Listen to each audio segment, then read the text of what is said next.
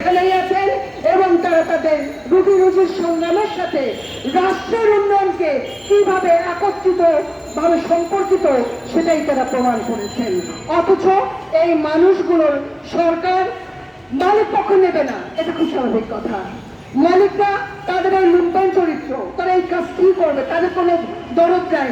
তারা আজকে পানের বিজনেস করতে পারে, কাল গার্মেন্টসের বিজনেস করতে পারে, পরশুদিন পাটের বিজনেস করতে পারে, তারা যে কোনো বিজনেস করতে পারে, এটাই প্রমাণিত হয়। তারা সেই কাজটি করেছে।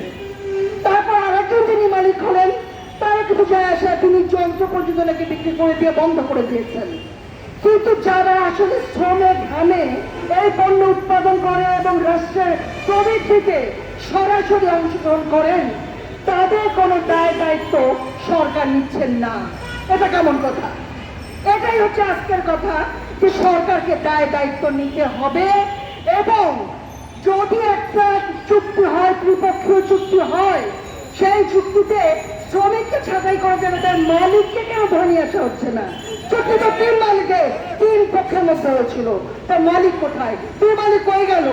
তাদেরকে ধরে নিয়ে এসে এইটার একটা সুরাহা করতে হবে।